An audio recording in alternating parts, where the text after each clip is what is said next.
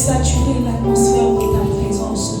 Saint-Esprit de Dieu, Saint-Esprit de Dieu, Saint-Esprit de Dieu, Saint-Esprit de Dieu. Un cœur soupire après toi. Une âme a soif de toi ce soir. Une âme a soif de toi ce soir. Un cœur te désire, un cœur a besoin de toi. Un cœur est venu boire de ton eau. Un cœur est venu te découvrir, Seigneur, autrement. S'il te plaît, Saint-Esprit de Dieu. S'il te plaît, Saint-Esprit de Dieu. S'il te plaît, Saint-Esprit de Dieu. Ne laisse pas un cœur retourner sans avoir étanché sa soif, sans avoir assouvi sa soif.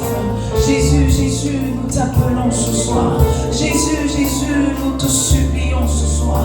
Viens prendre le contrôle. Viens prendre le contrôle. Viens prendre le contrôle. Jésus, Jésus, viens parler à nos cœurs. Jésus, viens nous ajouter de la sagesse. Viens nous ajouter de l'intelligence. Viens nous ajouter de la connaissance. Alors que nous sommes assemblés en ton nom, Saint-Esprit de Dieu, ne passe pas sans nous toucher. Ne passe pas, Seigneur, sans nous visiter. Ce soir encore, donne-nous de goûter à cette belle atmosphère, à l'atmosphère angélique, Seigneur. Nous voulons voir, sentir, goûter, Seigneur, aux anges. Alors que nous parlons des anges, Seigneur, ne laisse pas ces êtres spirituels, Seigneur, nous échapper, sinon leur connaissance nous échapper. Seigneur, merci pour ta présence. Merci pour ta grâce. Merci pour ta fidélité, Saint-Esprit de Dieu. Nous voulons soumettre nos cœurs. Nous voulons soumettre notre compréhension. Seigneur, viens, ouvre les yeux de nos cœurs. Ouvre les yeux de nos cœurs. Ouvre les oreilles de nos cœurs. Que nous puissions comprendre ta parole et la laisser, Seigneur, germer nos cœurs. La laisser porter du fruit. Seigneur, viens nous parler. Viens conduire toutes choses. Merci Saint-Esprit pour ta grâce. Dans le nom précieux de Jésus-Christ de Nazareth, nous avons prié. Nous disons tous Amen. Nous disons tous Amen. Est-ce que quelqu'un peut acclamer le Seigneur ce soir?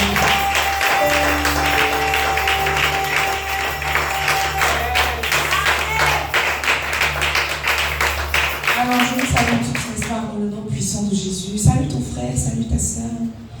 Demande-lui comment il va, comment est-ce que la semaine a commencé pour elle, comment est-ce que la semaine a commencé pour lui, est-ce que tu l'as visité, est-ce que Dieu ne l'a pas encore visité, est-ce qu'il est toujours pauvre, est-ce qu'il est riche, est-ce que Dieu a fait quelque chose pour lui.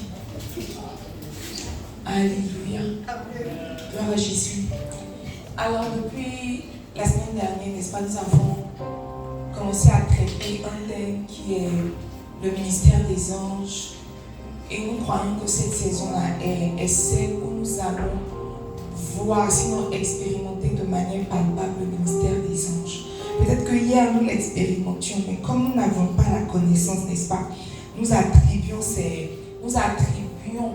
leur manifestation, leur ministère à peut-être de la chance, à peut-être un coup de destin. Mais parce que nous sommes au Seigneur, je veux prier que le ministère des anges devienne plus palpable, devienne plus réel pour toi, devienne plus réel pour moi. Que quelqu'un vraiment, à la fin de ce thème que nous sommes en train de développer, que quelqu'un puisse témoigner et attester du fait que, vraiment, on m'avait parlé des anges, mais j'ai vu les anges, j'ai expérimenté les anges. Dis à ton frère, tu expérimenteras les anges. Peut-être que tu parles à quelqu'un qui les a déjà expérimentés, qui sait. Demande-lui, est-ce que tu as déjà goûté un peu à l'assistance angélique depuis la semaine dernière? Est-ce que tu as goûté à l'assistance angélique? Un petit goût, un tout petit goût. Alléluia. Alors nous allons prendre nos Bibles dans le livre Hébreux. Hébreux 1, le verset 14. La Bible nous dit: ne sont-ils pas tous des esprits au service de Dieu, envoyés pour exercer un ministère en faveur de ceux qui doivent hériter du salut? Hébreux 1, verset 14. Ne sont-ils pas tous des esprits au service de Dieu, envoyés pour exercer un ministère en faveur de ceux qui doivent hériter du salut? L'auteur nous parle, n'est-ce pas? L'auteur nous parle des anges. Et la première information que la Bible nous donne tout de suite sur les anges, c'est que les anges sont des esprits, n'est-ce pas? Sont des esprits qui sont au service de Dieu, n'est-ce pas? Et qui exercent un certain ministère en notre faveur. C'est-à-dire qu'en ta faveur, en ma faveur. Donc, les anges sont des esprits. Et la semaine dernière, alors que nous étions en train de poser les bases, nous avons dit comme ça que nous ne sommes pas censés prier, adorer les anges. Nous ne sommes même pas censés invoquer les anges, n'est-ce pas? Parce que les anges ne nous appartiennent pas. C'est vrai qu'ils exercent ministère auprès de nous, mais les anges appartiennent à Dieu. Ils sont au service de Dieu. Alléluia. Alléluia. Amen. Alléluia. Amen. Et vous voyez, tout à l'heure, je suis en train de réfléchir.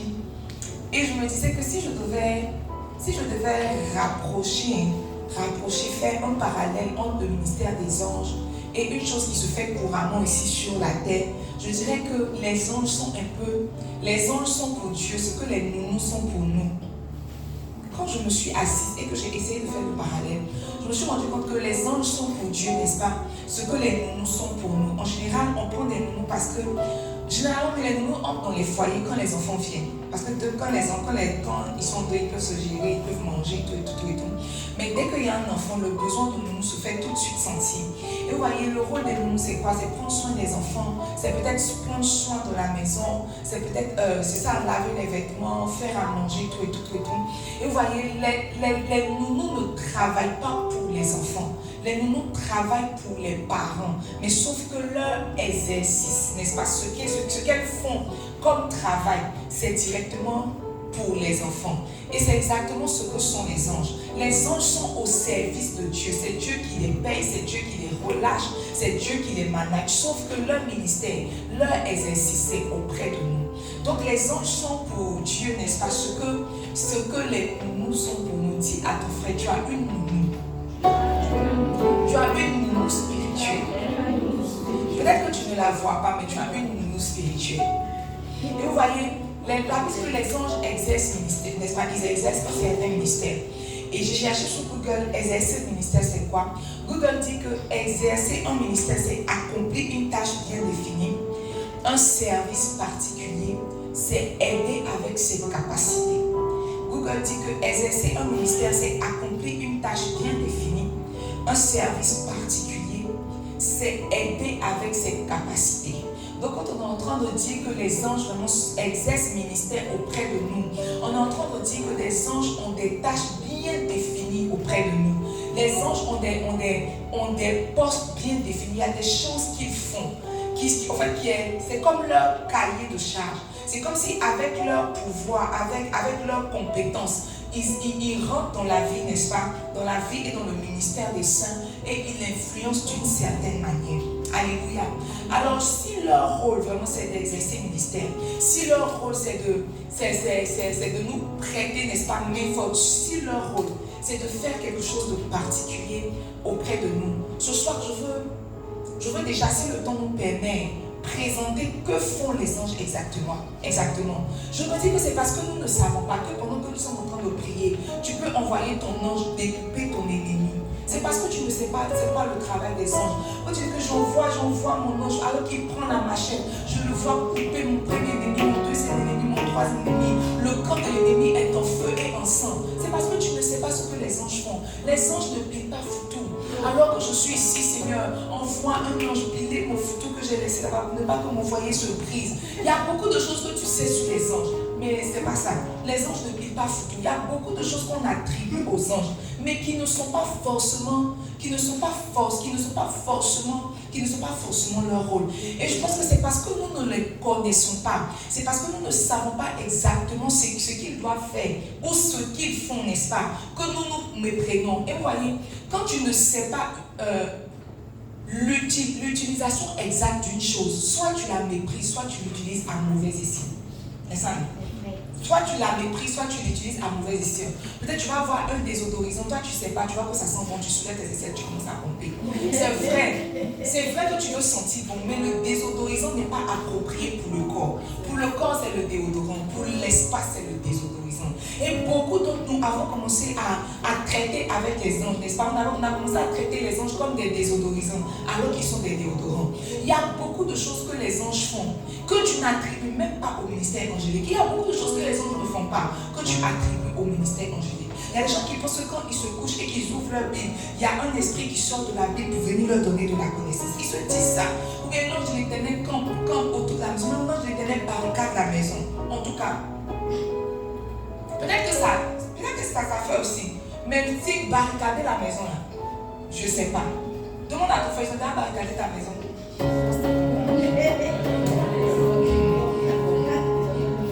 Tu as barricadé ta maison, je ne sais pas. Il y a beaucoup de choses qu'on pense que les anges font. Et ce soir, je veux, à la lumière des Écritures, à la lumière de la parole de Dieu, essayer de nous exposer ce que les anges font en gros. Ils font beaucoup de choses, mais en gros, les grandes lignes, ce qu'ils font, n'est-ce pas? Et puis après ça, si le temps nous le permet, on va parler de libérer, comment libérer le ministère angélique. Parce que on réalise que les anges sont là. Quand on lit Hébreux 1, verset 14, on se rend compte que les anges sont là, ils exercent le ministère auprès de nous. Mais il y a des chrétiens qu'on tue. Il y a des chrétiens que la société mange, ils les mangent jusqu'à qu'ils mangent les os. Il y a des chrétiens qui vont mourir pauvres. Il y a des chrétiens qui vont mourir bêtes. Il y a beaucoup de choses que les chrétiens ne vont pas avoir parce qu'ils peuvent avoir une assistance, mais ils ne savent pas utiliser l'assistance, n'est-ce pas? Ils ne savent pas employer. Je ne sais pas, je suis mariée, peut-être ça fait 11 ans, je suis peut-être à mon 40e mixeur. À mon 40e mixeur. Et je me suis rendu compte que je n'ai pas un problème de mixeur. Sauf que mes filles, elles aiment beaucoup le talier, c'est tout. Donc je leur ai dit que c'est moi qui voulais vous faciliter la tâche, mais comme vous aimez beaucoup le talier, vous allez utiliser le talier. Parce que dans une maison, on ne peut pas casser un mixeur sous toutes ses formes. Soit il y a un défaut d'utilisation, la personne ne sait pas comment utiliser, soit la personne aime les moyens grégués, n'est-ce pas? Donc, je lui ai dit que peut-être qu'elles sont habituées au talier. On dit que chasser le naturel. Donc maintenant, c'est soit talier en bois, talier en fer. Soit talier en bois, talier en fer. Et donc, il y a beaucoup de choses que nous faisons qui je veux dire, si on avait plus de connaissances, on allait mieux bénéficier du ministère des anges. Moi, je pense et je le crois. Alléluia. Alors, ce soir, n'est-ce pas, commençons par dire ce que les anges font exactement. Après, quand nous allons entrer dans le vif du sujet, si le temps nous le permet. Alors, avant toute chose, sachez que les anges sont subdivisés, n'est-ce pas, sont hiérarchisés. Les anges sont hiérarchisés, ils sont classés en catégories et en grades. Les anges sont hiérarchisés, ils sont classés en catégories et en grades. Donc c'est vrai qu'on parle du ministère angélique, c'est vrai qu'on parle des anges, mais il y a des grades, il y a des catégories, il y a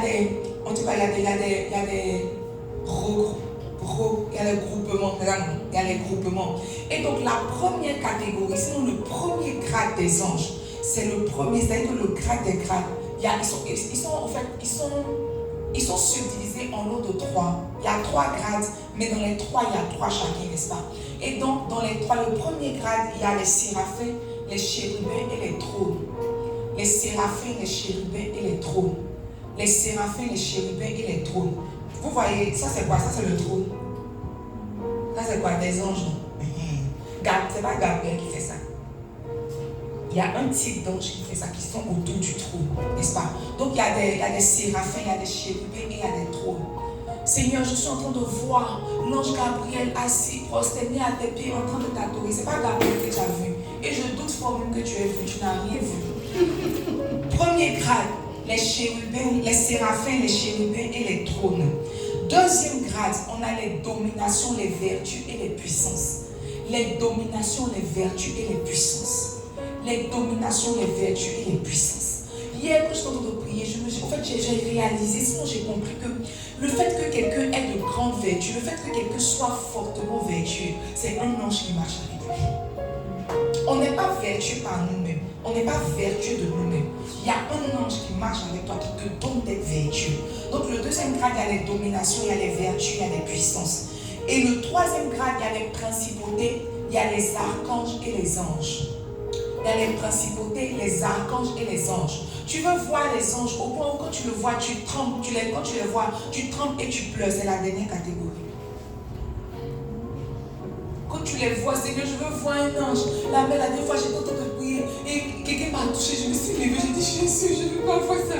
J'ai dit, je ne veux pas voir ça. La personne que tu as vue et puis tu tremblais là, c'est la dernière catégorie. Il est là, il est le dernier. C'est que dans la dernière catégorie, là, il occupe la dernière place. Donc quand tu entends dire Seigneur Jésus, Dieu, je veux te voir, fais-moi voir ta gloire, oh Seigneur, fais-moi voir ta gloire. Quand tu pleures, tu ne sais pas de quoi tu parles. Parce que celui que tu as vu la dernière fois qui t'a donné les frissons là, c'est la dernière catégorie d'être céleste. et ange, n'est-ce pas? Et recherche après recherche, je me suis rendu compte que, au fait, les noms que portent les anges ce ne sont pas des appellations, mais c'est comme si c'est le nom de leur catégorie. Je ne sais pas si je me fais comprendre. Ce soir, sortez des frissons, comprenons, parce qu'une chose que tu comprends, tu peux aisément en prendre soin, n'est-ce pas? Tu peux aisément l'utiliser. Et recherche après recherche, je me suis rendu compte que les appellations qu'on donne aux anges, en réalité, ne sont pas des noms. Sinon, ce sont des noms, mais c'est le nom, ce sont des noms de leur catégorie. Donc, quand par exemple, on dit Gabriel, Gabriel, ce n'est pas un ange. Gabriel, c'est une famille d'anges. Gabriel n'est pas un ange. Gabriel, c'est une famille d'anges.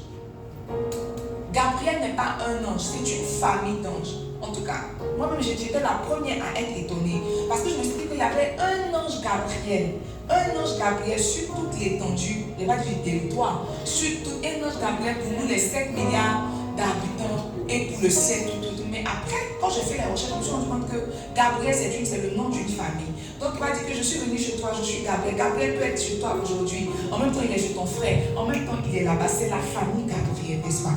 Dis à ton frère, c'est la famille Gabriel. Mais ils ont osé donner le nom de Gabriel à une gare à Yopougon. Les gens de Yopougon ne respectent rien. Ils ne respectent absolument rien. Alléluia. Alors voyons ensemble, n'est-ce pas, le ministère des anges. Quand ils sont ministres, ils font quoi exactement? La première chose que les anges font en tant que ministres, c'est que, en fait, ce sont leur premier ministère, ce sont des êtres de lumière. Quand on parle d'êtres de lumière, c'est-à-dire qu'ils guident, n'est-ce pas? Ils donnent de la lumière. Et cette catégorie d'anges qui donnent de la lumière s'appelle les Uriel. Ton petit frère a qui on a le nom Uriel là. Il ne sait pas quel nom il porte. C'est le nom de la catégorie d'anges qui apporte la lumière et qui guide, n'est-ce pas? Donne-moi Exode 13, verset 20. Et puis Exode 14, verset 19. Exode 13, verset 20. Il partit de Sukkot et ils campèrent à Étam, à l'extrémité du désert. Verset 21. L'Éternel allait devant eux le jour dans une colonne de nuée pour les guider, dans leur chemin. Et la nuit dans une colonne de feu pour les éclairer afin qu'ils marchassent jour et nuit. Verset 22. La colonne de nuée ne se retirait point de devant le peuple pendant le jour, ni la colonne de feu pendant la nuit. C'est bon, donne-moi Exode 14, verset 19. L'ange de Dieu qui allait devant le camp d'Israël partit et alla derrière eux. Et la colonne de nuée qui les précédait partit et se tint derrière eux. Je ne sais pas si tu as suivi avec moi. Quand on a lu Exode, n'est-ce pas, Exode 13, verset 20, on nous présente comme ça, remets s'il te plaît Exode 13, verset 20. On nous dit que l'Éternel allait devant eux, n'est-ce pas, le jour dans une colonne de nuée pour les guider dans leur chemin, et la nuit dans une colonne de feu pour les éclairer, afin qu'ils marchassent jour et nuit. Donc quand on regarde comme ça avec nos yeux physiques, on voit que Israël est en train de marcher, n'est-ce pas? Le jour, il y a une colonne de nuée pour les guider, n'est-ce pas? Pour ne pas que la chaleur les éprouve. Et la nuit, la colonne de nuée devient une colonne de feu pour les réchauffer dans le désert, parce que dans le désert, il fait très froid. Maintenant, Exode 14, verset 19 nous dit qu'en réalité, ce que nous avons appelé colonne de nuée et colonne de feu, en réalité, c'était l'ange de Dieu qui allait devant le camp d'Israël, n'est-ce pas? Il partait derrière eux. Quand l'ange de l'Éternel partait derrière eux, la colonne de nuée qui les précédait partit et se tint derrière eux. Donc le peuple d'Israël voyait une colonne de feu ou une colonne de nuée, mais en réalité, c'était l'ange de l'Éternel qui était en train de marcher et qui leur montrait le chemin. L'ange de l'Éternel avait pris la forme d'une colonne de feu, l'ange de l'Éternel avait pris la forme d'une colonne de nuée. Ce que je suis en train de dire, c'est que l'un des premiers ministères des anges, c'est de guider. C'est de guider, c'est de montrer le chemin. Toutes les fois où tu montes de lumière, toutes les fois où tu es en train de demander, Seigneur, éclaire-moi. Seigneur, je ne comprends pas telle situation. Seigneur, je ne sais pas quel chemin prendre. Seigneur, je ne sais pas quoi faire. En réalité, quand Dieu te répond, quand Dieu veut te montrer le chemin, il envoie un ange pour te dire, passe ici, passe ici. Quand la Bible par sa lumière, nous voyons la lumière. En fait, la lumière, ce n'est pas la lumière, ce n'est pas les luminaires. C'est un ange de Dieu que Dieu relève relâche pour te donner plus de vie, plus de visibilité, plus de luminosité. Il y a une saison de... Pas une saison, mais dernièrement, je suis en train de prier. Et voyez, depuis le vendredi dernier, on a fait notre veillée. Mais avant le vendredi, j'avais vu comme ça dans mon esprit, comme des esprits des eaux qui avaient été relâchés dans des maisons. Qui avaient été relâchés même dans des maisons. Relâchés dans des maisons pour détruire les foyers, tout. Et j'ai vu beaucoup de séparations, beaucoup de divorces. Et quand on est venu vendredi et quand on est en train de prier, j'ai vu la même vision. Et j'ai commencé à supplier Dieu pour les foyers, pas forcément les foyers de l'église, mais en tout cas pour tous les foyers que je connais, même les foyers que je ne connais pas. J'ai commencé à intercéder. Et je suis en train d'écrire un livre sur pratiquement le mariage. Et j'avais déjà une ligne conductrice quand j'ai commencé à écrire le livre. Et je me suis rendue à force parce que je prie vraiment pour ça. Parce que je ne veux pas écrire. Il y a tellement de livres sur le mariage. Si c'est que c'est marié en tout cas. Si c'est que c'est marié, il y a beaucoup de livres sur le mariage. Il y a beaucoup de séminaires sur le mariage. En tout cas, si tu as vu 4 femmes qui font programme, elles vont parler de comment aimer son mari. Il y a toujours quelque chose qui est relatif au mariage, tout. Et donc, je priais Dieu, je disais que Seigneur, je t'en supplie, je ne veux pas écrire de plus. Je ne veux pas écrire une connaissance que j'ai acquise comme ça dans un livre, dans un message. Je veux vraiment que tu me parles. Et voilà, le Seigneur a commencé à réorienter mon message sur les différents types d'époux qui puissent exister sur la terre. Sur les différents types d'époux. Et dernièrement, je priais pour les foyers, et j'ai entendu la voix de Dieu me dire, et si au lieu d'aider les femmes, tu essayais d'aider les hommes? J'ai entendu ça dans mon esprit. Et puis j'ai dit, oh Jésus, je n'aurais jamais vu ça. Je n'aurais. Parce que tu vois, quand on te dit que tu as un ministère des femmes, automatiquement ta cible c'est les femmes. Mais le problème de femmes, c'est garçons. Femme n'a pas beaucoup de problèmes. Le seul problème de femmes, c'est garçons. Parce que c'est garçons qui condamnent, c'est garçons qui font enfant. Seul problème de femmes. Regardez les femmes dans votre entourage. Si femme a un problème, tu la vois, la femme en train de mériter aussi. Quand tu vas fouiller au milieu, c'est un garçon, soit c'est son papa, soit c'est son petit frère, c'est son grand frère, soit c'est son oncle, soit c'est son gars, soit c'est son mari. Donc j'ai commencé à prier pour ça. Et vous voyez, à force de prier, j'ai commencé à avoir de la lumière. Et quand j'ai dit Seigneur, d'accord, quand je commence à écrire automatiquement, j'entends dans mon esprit, on me parle et j'écris. Et je me suis rendu compte que chaque fois que nous sommes en train de prier, nous disons Dieu, je veux de la lumière. Montre-moi quel chemin. Je veux emprunter tel chemin, je ne sais pas. Dieu libère le ministère des anges pour venir te montrer la voie à suivre. Et la catégorie qui libère s'appelle les pluriels, les anges de lumière. Donc tu vois, quand tu es là, quand on regarde les dessins animés des enfants, et puis ils sont là, ils sont en train de réfléchir, puis eux, ils font, et puis il y a un bruit qui fait comme ça. Et puis c'est comme s'il y a une lumière, une ampoule qui arrive pour dire que ils ont eu une idée géniale. C'est exactement comme ça. C'est comme si quand tu es dans le tourment, dans le noir, quand tu es en train de te poser des questions, et puis tu vois qu'il y a quelque chose, il y a une idée géniale qui vient dans ton esprit. Tu te dis que c'est un ange de lumière que Dieu envoie pour te donner un peu plus de lumière. Il y a des choses que tu ne comprends pas. Et puis arrive un moment où tu vois que ça devient un peu plus clair pour toi. C'est un ange qui est là. Mais tu vois, tu nous as dit qu'un ange ne t'a jamais visité. Alors que tu nous as dit qu'un ange ne t'a jamais visité, que tu n'as jamais bénéficié du ministère des anges. Alors que l'ange ne vient pas toujours pour faillir. L'ange vient souvent aussi pour donner de la lumière, pour éclairer. Là, parce que le peuple d'Israël était dans le désert. C'est Dieu qui les avait fait sortir du désert. Vous voyez, ils ne savaient pas où partir, quel chemin emprunter. Alors Dieu leur a assigné un ange pour les envoyer à passer ici, leur montrer le chemin, leur montrer la voie. Amen, amen. Amen. Alors, toutes les fois que vous priez pour plus de lumière, ce sont les uriels que Dieu va relâcher auprès de vous. Le deuxième, sinon je ne sais pas comment on a appelé ça, deuxième ministère des anges, n'est-ce pas? Ce sont les anges en tant que messagers divins. Et leur catégorie s'appelle les Gabriel. Pas Gabriel, Gabriel de Jésus. Gabriel de Jésus. Donne-moi Luc 1, verset 8 à 7. Et après Luc 1, 26 à 33. Luc 1, verset 8 à 7. Je veux qu'on lise. Là, dit que, or, pendant qu'il s'acquittait de ses fonctions devant Dieu, selon le tour de sa classe, il fut appelé par le sort. Ah non?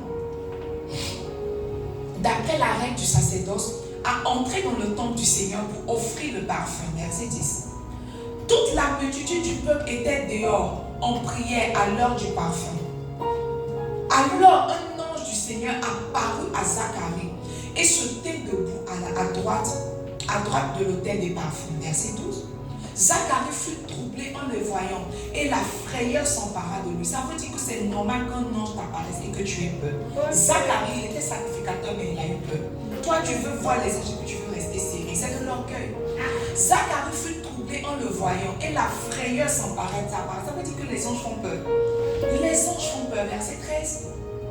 Mais l'ange lui dit: ne crains point, Zacharie, car ta prière a été exaucée. Tu vois, quand Dieu veut exaucer ta prière, il envoie un ange pour te dire. Sauf que, tu l'as dit, Dieu a exaucé ma prière, Dieu a exaucé ma prière, Dieu a fait. Tu ne sais pas que c'est passé par le ministère des anges. Gabriel est passé par là. Ne crains point, Zacharie, car ta prière a été exaucée. Ta femme Élisabeth t'enfantera un fils, et tu lui donneras le nom de Jean. Verset 14. Il sera pour toi un sujet de joie et d'allégresse, et plusieurs se réjouiront de sa naissance. Car il sera grand devant le Seigneur. Il ne boira ni vin, ni liqueur enivrante. Il sera rempli de l'Esprit Saint dès le sein de sa mère. Il ramènera plusieurs des fils d'Israël au Seigneur leur Dieu. Verset 17.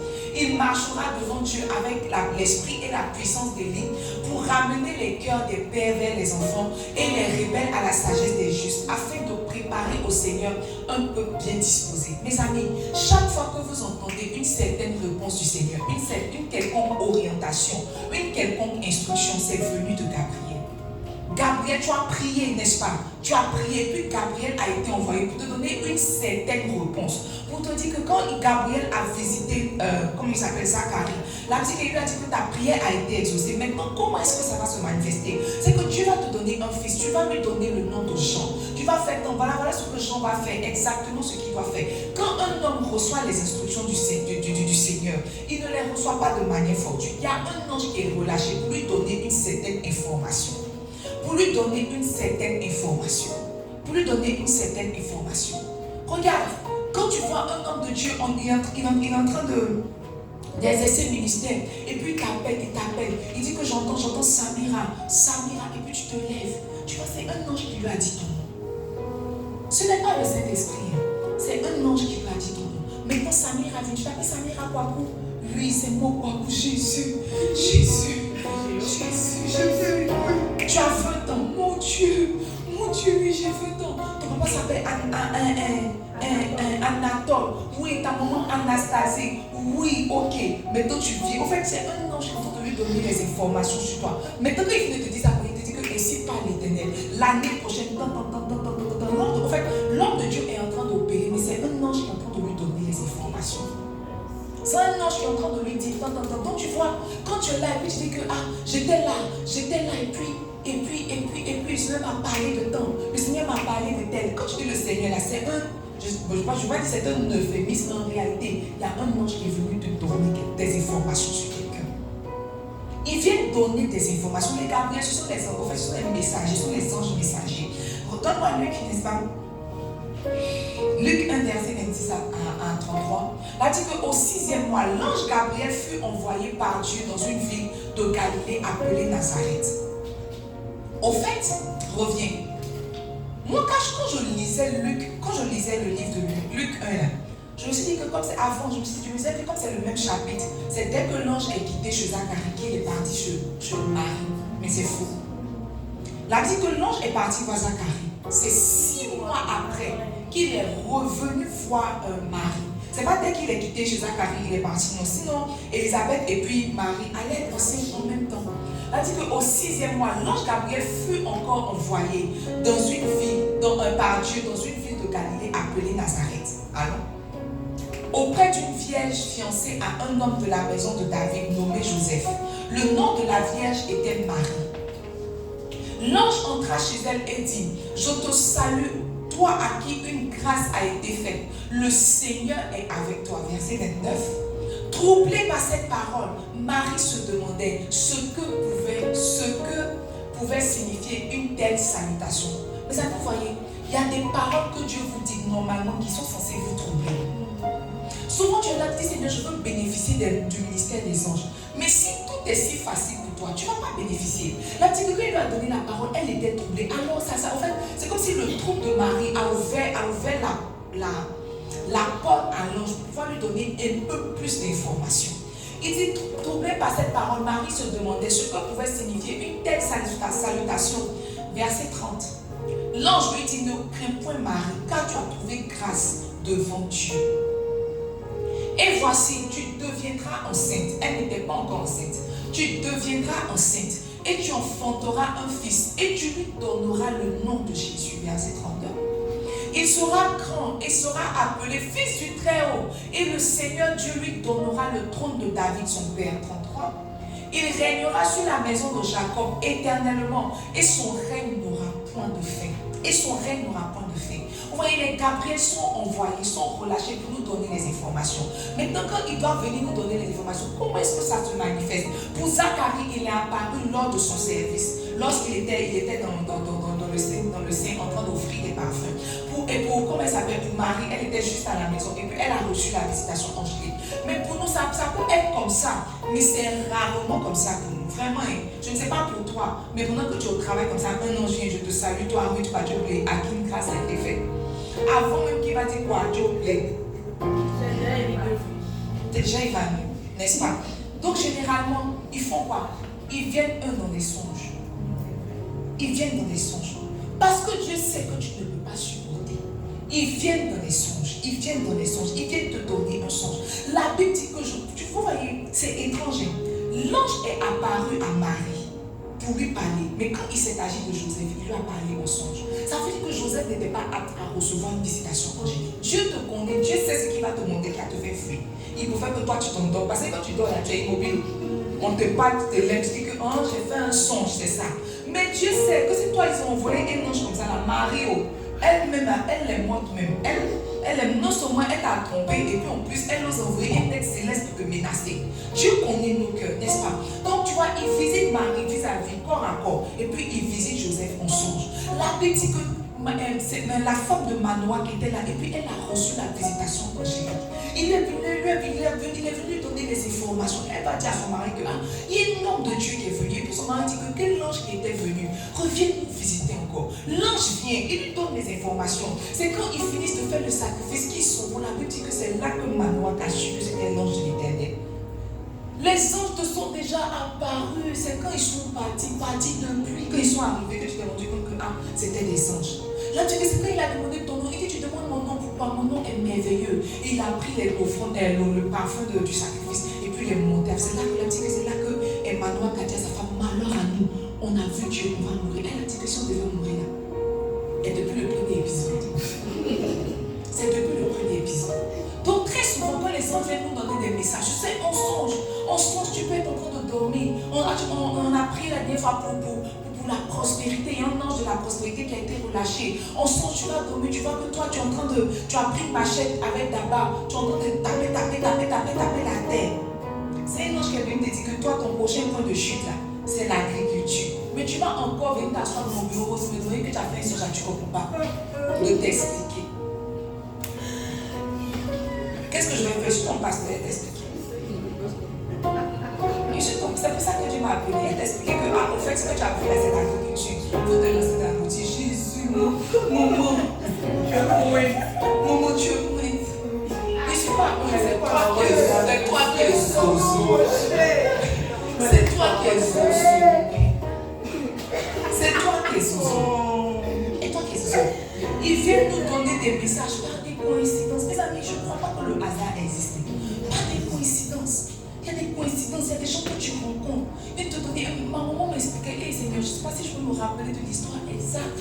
Je vais paraphraser. Elle expliquait comme ça que, oh Seigneur, rappelle-moi l'histoire exacte. C'est comme si un jour elle cherchait, elle avait prié, elle attendait quelque chose de Dieu. Et puis, bon, laissons à un moment même, c'est un peu loin. Ma grande soeur, par exemple, elle venait à Abidjan ici. Et puis elle dit que elle était arrêtée à la gare d'Adiaké. Et puis elle attendait voiture, il n'y avait pas voiture. Et puis il allait commencer à pleuvoir. Et puis il y a un monsieur qui est venu garer. Pour dire que vous allez à Abidjan? Elle dit oui. Et puis il a dit que non. monte. Elle dit que mais elle n'a pas pu, comme si elle n'a pas pu résister. Elle est montée dans la voiture. Et puis pendant qu'elle est assise dans la voiture, l'homme a commencé à lui parler. L'homme a commencé à lui parler de son ministère, de ce qu'elle fait, de ce que Dieu attend d'elle. Que depuis tout ce temps-là, je t'ai donné des dons, je t'ai donné des talents, tu n'es pas en train de te lever. Ce n'est pas ton mari qui est le pasteur, c'est toi qui es le pasteur. Elle dit, elle était assise dans la voiture. Elle ne comprend pas. C'est une économie qu'il a prise. Avant, ça arrivait dans mariage, ça arrivait dans le don, ça avait été comme ça. Elle était tétanisée. Elle dit, quand il a fini de lui donner le message, il a garé vers Benoît. Il lui a dit de descendre. Il a dit de descendre, qu'il y a un véhicule qui va venir te prendre. Elle dit, elle est arrêtée comme ça. Et puis, dès que le monsieur est parti, il y a un gars qui est venu, Abidjan. Elle est montée et puis elle est arrivée ici. Elle est montée, elle est arrivée ici. Il lui a donné les informations exactes. Elle dit, ma petite, je ne reviens pas. Il m'a parlé, je ne sais plus. Parce que c'est à partir de là qu'elle a commencé à s'occuper. Elle a commencé à faire le ministère. Parce qu'avant, c'est son mari qui tenait le ministère. En tout cas, depuis moi, quand ils ont commencé le ministère, il était en première. Le ministère n'avait pas encore réussi. Sinon, ce n'était pas encore sorti de terre.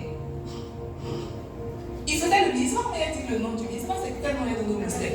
Il faisait quelque chose. Maintenant, c'est quand elle s'est levée. J'ai encore le local avec elle s'est levée. Le ministère a commencé à faire le ministère. La dame m'a dit que quelqu'un lui a donné terrain. Il a commencé à faire le ministère. Il faut dire la vérité.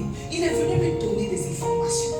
Il est venu lui donner des informations. Souvent, il y a des gens que tu rencontres et tu dis que ah, toi, voilà, pourquoi tu fais ça. C'est un ange que Dieu a relâché pour te donner une certaine information. Mais toi, tu ne veux pas qu'on parle des ondes. Toi, tu fais. Tu veux sentir quelque chose dans ta colonne vertébrale qui te traverse et puis comme tu cours là, tu as dit qu'il était décidé. En fait, pour toi, tant que le spirituel n'est pas sensationnel, c'est pas Dieu. Pour toi là, tant que c'est pas sensationnel, c'est pas Dieu. Mais souvent tu es dans la simplicité. Il est juste venu dire à Marie que tu vas enfanter le prochain fils de Dieu, n'est-ce pas? Est-ce que tu te dis Marie a fait non, il a donné une information, elle a dit d'accord, qu'il soit fait selon ta volonté, je suis ta servante. C'est fini, elle est partie, elle a enfanté le Messie. Il n'y a pas eu beaucoup de tralala, même le premier miracle de Jésus. Elle a fait ce qu'il vous dira. Ce n'était pas sensationnel. Ça n'a pas besoin d'être sensationnel pour être extraordinaire. À partir du moment où il y a le nom de Dieu qui est ajouté là, c'est extraordinaire. Donc les Gabriels sont là, n'est-ce pas, pour nous donner les messages. Donc ils viennent dans les rêves, dans les visions, souvent les signes, les symboles, souvent des voix dans nos têtes. Moi, c'est une chose, je ne sais pas que c'est une chose, mais c'est souvent je suis là et puis j'entends des personnes me parler. Vraiment des personnes. Je ne vous dis pas que non, j'entends des personnes me parler. Pour me dire comme ça, il y a un peu de prier là. Et puis j'ai entendu quelqu'un me donner les thèmes du mois de décembre. Et le thème du mois de décembre, mardi et dimanche. Donc avant de me coucher, j'ai écrit à mon CC, je dis papa, j'ai eu mes thèmes, puis je vais donner. J'ai entendu dans mon esprit, m'a dit dans mon esprit, j'entends. Viens te parler, il y a des voix dans tes pensées, il y a des voix que tu entends. Des anges qui te donnent des orientations. Mais toi, ça ne t'intéresse pas. Amen. Tu devrais faire plus attention à tes envies, n'est-ce pas? Tu dois faire plus attention aux voix que tu entends. Donc le troisième ministère des anges, ce sont des anges comme guérisseurs, n'est-ce pas? Des anges comme guérisseurs et on les appelle les Raphaël. Sinon Jéhovah Rapha, c'est ça non? Donc les Raphaël. Si tu as un cousin qui s'appelle Raphaël, il devrait prier pour toi. On est pour prier au chute du côté pour les malades. Luc 7, versets 2 à 10. Luc 7, versets 2 à 10. Un centenier avait un serviteur auquel il était très attaché et qui se trouvait malade sur le point de mourir. Ayant entendu parler de Jésus, il lui envoya quelques anciens des Juifs pour le prier de venir guérir son serviteur. Ils arrivèrent auprès de Jésus et lui adressaient d'instantes supplications disant, il mérite que tu lui accordes cela, verset 5.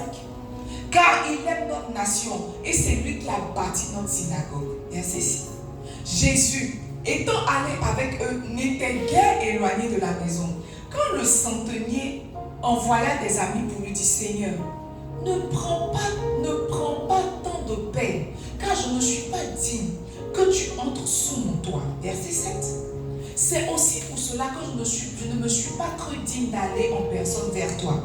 Mais dis un mot et mon serviteur sera guéri. Allons. Car moi qui suis soumis à des supérieurs, j'ai des soldats sous mes ordres. Je dis à l'un va et il va, à l'autre viens et il vient, et à mon serviteur fais cela et il le fait. Lorsque Jésus entendit ces paroles, il admira le centenier et se tournant vers la foule qui le suivait, il dit, je vous le dis, même en Israël, je n'ai pas trouvé une aussi grande foi. Même en Israël, je n'ai pas trouvé une aussi grande foi. Alors, de retour à la maison, les gens envoyés par le centenier trouvaient guéri le serviteur qui avait été malade. Ils ont trouvé le serviteur qui avait été malade. Ils sont venus le trouver guéri. La Bible dit qu'un centenier a envoyé des personnes, n'est-ce pas, des serviteurs, aller dire à Jésus de prier pour son serviteur, n'est-ce pas, qui est malade, parce qu'il était très attaché à son serviteur. Et quand les gens sont partis, ils ont fait un petit plaidoyer. Ils lui ont dit que, ah Jésus, vraiment le gars là, il mérite que tu fasses ça, parce que c'est lui qui bâtit c'est lui qui a bâti notre synagogue. Vous voyez, la Bible dit que Dieu n'est débuteur de personne, Dieu ne doit à personne. Mais il y a une certaine position que tu peux prendre pour prier, pour dire Seigneur, je mérite ça. C'est quand tu bâtis la synagogue. Il dit, il mérite cela. Ce n'est pas une question de grâce. Il mérite. En fait, quand on t'appelle pour venir guérir, ce n'est pas la grâce qu'on te demande. Le gars là, en fait, si quelqu'un doit aller guérir l'enfant de quelqu'un, c'est toi chez lui. Parce que lui, il a bâti notre synagogue. Si tous les jours nous pouvons aller dans le temple pour prier et lever la voix vers Dieu, c'est parce qu'un homme a mis ses ressources pour bâtir la synagogue. Alors, la dit que Jésus est en train de partir. Et puis le centenier vient pour dire que non, toi, tu n'as pas besoin de venir. Tu n'as pas besoin de venir. Que moi-même, au fait, je ne me suis pas senti digne de toi. Parce que moi aussi, je suis un homme sous autorité. Il y a des personnes à qui je dis va et ils vont. Il y a des personnes à qui je dis viens et ils viennent. Et je sais que toi aussi, tu as un homme, en fait, tu as des agents sous toi. Tu as des agents sous toi. Il y a des personnes que tu peux relâcher, que tu peux libérer chez moi à la maison. Tu n'as pas besoin de te déplacer. Tu peux juste dire une parole. Et puis tes anges vont prendre la parole, la pourrir avec pour aller relâcher la guérison chez moi. Et la Bible que Jésus l'a regardé, Jésus l'a admiré et il a dit, il n'a pas vu une aussi grande foi. Il n'a pas vu une aussi grande foi. Mes amis, chaque fois que nous sommes en train de prier pour la guérison, ce n'est pas Dieu qui se déplace pour la guérison. Il libère ses anges pour aller guérir.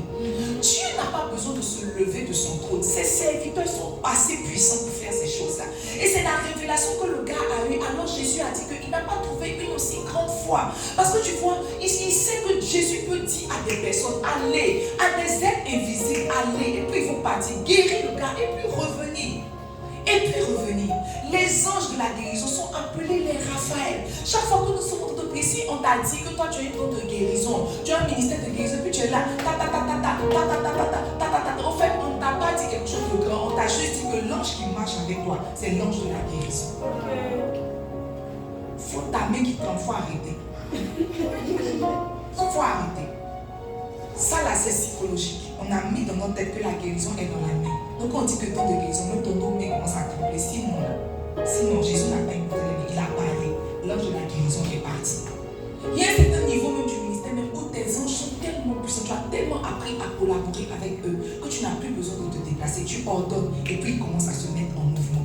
Si on t'a dit que tu as un ministère de guérison, ça veut dire que l'ange qui marche avec toi, sinon le principal ange qui marche avec toi, c'est l'ange de la guérison. Si on t'a dit que tu as une onction royale, on te dit que l'ange qui marche avec toi, le principal ange qui marche avec toi, c'est l'ange de la prospérité. Si on t'a dit que tu as un ministère de quoi? D'enfantement. Mais un ministère de quoi? Je ne sais pas. Un ministère que tu as, c'est un ange qui marche avec toi. C'est un ange qui marche avec toi. Quand je lisais, quand Étienne était en train de parler, c'est par les paroles d'Étienne que je me suis rendu compte que tout ce que Moïse a pu faire comme exploit était l'œuvre d'un ange. Était l'œuvre d'un ange. Quand Moïse a soulevé la main, n'est-ce pas, le bâton, la main s'est divisée. On a dit, waouh, quel Moïse. Mais Étienne dit que c'était un ange, c'était un ange, c'était un ange, c'était un ange. Donc l'ange qui marche avec toi, c'est lui qui donne du goût à ton ministère. C'est lui qui donne de la saveur à ton ministère. Il donne du goût, de la saveur à ton ministère. Tu peux aller prier pour guérir malade. Tu dis que, je prie au nom de Jésus. Reçois la guérison. En même temps, l'ange est en mouvement. Il s'en va guérir. Je suis en train de prier. Là où il y a le fibrome se casse. Il y a un ange qui rentre là-bas qui enlève le fibrome. Et puis elle va faire l'examen. On dit que le fibrome a disparu. Power. C'est l'ange qui est parti juste prendre le fibrome de son ventre pour aller déposer. C'est un ange de la guérison. Qui a un ministère de guérison ici? Déjà, qui a un ministère? Qui n'a pas de ministère? Qui ne fait pas ici? C'est dommage. C'est dommage. Fais-la tes frères, c'est dommage. Les Raphaël, n'est-ce pas? C'est eux la main de Dieu qui guérit. Je vous imposerez les mains aux malades. Les malades seront guéris. C'est pas ta main, hein. Pas ta main. Pas ta main. C'est pas ta main. Hein. C'est pendant que tu es en train d'exercer le ministère. L'ange qui marche avec toi, l'ange de la guérison, il substitue sa main ou bien, mais pendant que tu es en train de mettre ta main de point de contact, c'est ça non? Et puis maintenant l'ange commence à faire, même quand on fait les téléphones là, parce que, je prends cette petite comme, et puis elle crie, ya, ya, puis il a sa bouillie, ça va te commencer par te bouiller toi-même. Mais c'est toi qui as pris sur son compte. Donc c'est lui là brûlé là, cette fois c'est ta main d'abord qu'elle a commencé. Mais tu vois, c'est comme si l'ange la prend ça comme un point de contact pour aller travailler, pour aller faire l'archéologie dans le ventre de Saint-Thé. Amen. Amen. Donc le quatrième ministère des anges, n'est-ce pas? Ce sont des anges guerriers et protecteurs. Tu chantes. Puissant guerrier, fort dans les combats, Jéhovah est son nom. Même quand Satan s'est rébellé, Dieu ne s'est pas levé de son trône. C'est pas pour les 3 sorciers de ta famille là que Dieu va se lever. Quand Satan s'est rébellé, c'est juste Michael qu'on a envoyé pour faire le travail. Mais pour toi, Éternel, lève-toi de ton trône. Je t'envoie à Ganois. Je t'envoie que tu détestes ce qui a été enterré. Arrête. Dieu n'a pas besoin de se lever de son trône pour aller déterrer les fétiches de ton papa à Ganois. Un ange est suffisant. Il faut dire à ton frère Michael, le puissant guerrier. J'ai lu dans ma Bible que Michael était fort. Mais c'est quand même j'ai lu le livre, quand Dieu marchait sur la terre, il me dit que Michael aussi c'est Michael. C'est pas un petit ange. Parce que quand Jésus même d'aller sortir, c'est Michael qu'on envoyé. Ça veut dire que c'est pas un petit ange. Si c'est lui qu'on envoie pour chasser Satan, c'est pas un petit ange. C'est pas un petit ange. Donc c'est que dans les anges, il y a ange. Dans les anges, il y a ange. Gabriel parle, mais Michael frappe. Gabriel parle, Michael se bat. Et je pense que lui et moi, on a des points communs. Ésaïe 51, verset 15. Il dit, je suis l'Éternel ton Dieu, qui soulève la mer et fait mugir les flots. L'Éternel des armées est son nom. Et Exode 23, verset 20 à 23. Il dit, voici, j'enverrai un ange devant toi, pour te protéger en chemin et pour te faire arriver au lieu que j'ai préparé. Tiens-toi sur tes gardes en sa présence et écoute sa voix. Tiens-toi sur ses gardes en sa présence et écoute sa voix. Mes amis, je me suis rendu compte même que, vous voyez, la victoire dans le combat là, ne dépend pas de combien de feu tu vois. Ça dépend de combien tu suis les instructions que l'ange te donne. Souvent, pendant que tu es en train de prier, tu es seul, mais tu sens dans ton esprit que tu dois battre les mains, mais tu ne pars pas, tu dis que tu ne vas pas déranger le voisinage, toi tu as échoué. Il dit, tiens-toi sur tes gardes en sa présence et écoute sa voix. Écoute sa voix, il y a une instruction qu'on va te donner. La victoire n'est pas dans le feu, la victoire n'est pas dans l'agitation, la victoire est toujours dans l'instruction. La victoire est, mes amis, il vous dit la vérité, fais cette fois le tour de quoi? De Jéricho là, c'est ça non? 7 fois, ça ne peut pas ébranler les murs. Tournez 7 fois autour. Il faut tourner 7 fois autour de l'église, tu vas voir si ça fait tomber l'église.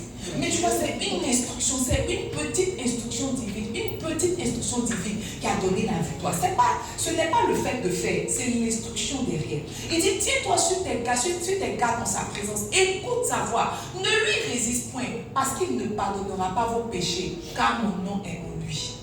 Ok. Ça veut dire que toutes les fois que tu as une instruction que je n'ai pas été faite, tu ne seras pas pardonné. Amen. Amen. Mais si tu écoutes sa voix et si tu fais tout ce que je te dirai, je serai l'ennemi de tes ennemis et l'adversaire de tes adversaires. Il dit, mon ange marchera devant toi et te conduira chez les Amoréens, chez les Hétiens, chez les Phérésiens, chez les Cananéens, chez les Éviens, les Jébusiens et je les exterminerai. Avant, quand j'étais jeune, je me demandais comment un chrétien peut partir par le feu, par le faya, par le sang de Jésus, rentrer dans sa famille, aller déraciner. Et puis lui-même, on le déracine.